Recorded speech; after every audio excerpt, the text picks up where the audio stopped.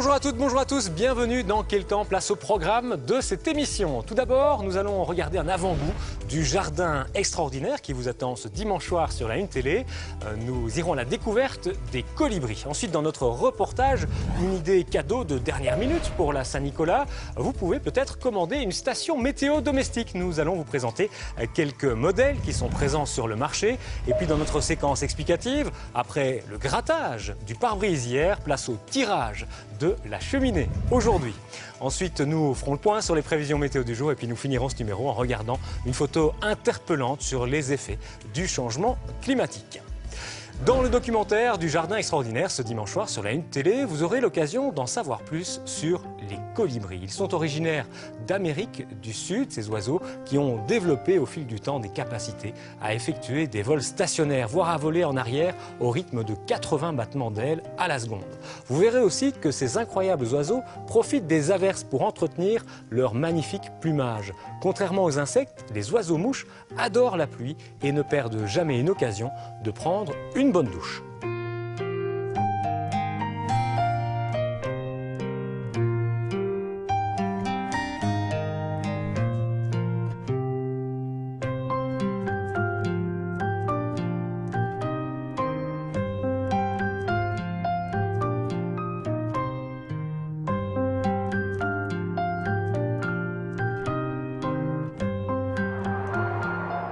Une idée de commande de dernière minute à Saint-Nicolas ou une idée cadeau à glisser sous le sapin, une station météo domestique. On en trouve de toutes les sortes, de la plus basique à la plus perfectionnée. Quel type de station trouve-t-on sur le marché? Comment fonctionne-t-elle? La réponse avec le reportage de Fabrice Bilos et d'Adrien Domé. Une station météo a un capteur dans son intérieur comme station météo et elles sont équipées d'un capteur qui va être placé à l'extérieur. Tout simplement, les deux vont être reliés par un signal radio et on va trouver par exemple la température intérieure, la température extérieure, le taux d'humidité intérieur et le taux d'humidité extérieur. Ça, c'est les valeurs qu'on trouve toujours sur une station météo. Cette station propose toutes ces fonctionnalités avec une petite nouveauté sur le marché, son écran couleur.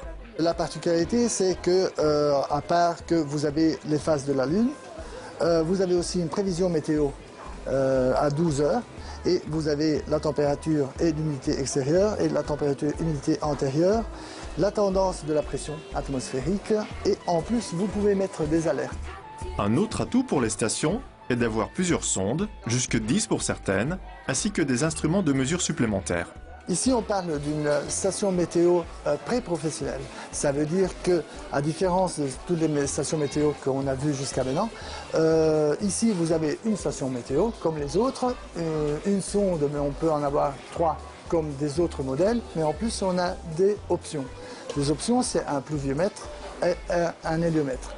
Mais le must en matière de station météo aujourd'hui, ce sont ces 2 cylindres qui se connectent à votre smartphone.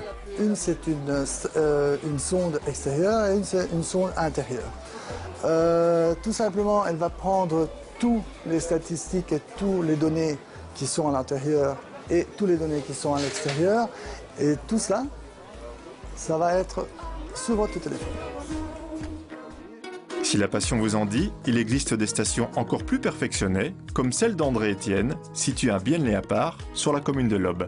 Les caractéristiques principales de cette station sont l'anémomètre, le pluviomètre, la température et l'hygromètre. Ces éléments sont situés à 400 mètres de la maison et donc on a une fiabilité extrêmement grande parce que les matériaux utilisés sont d'une grande précision et d'une grande fiabilité.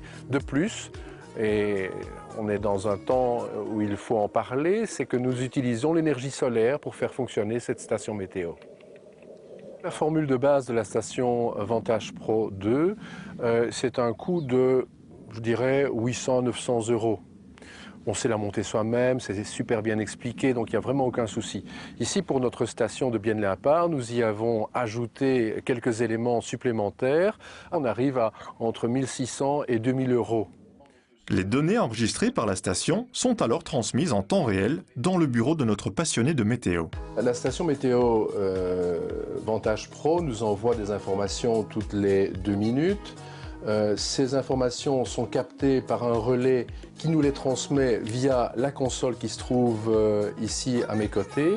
Et puis l'ordinateur transmet les données vers Météo Belgique et Météo Belgique les traite et les dispatche dans le monde entier évidemment.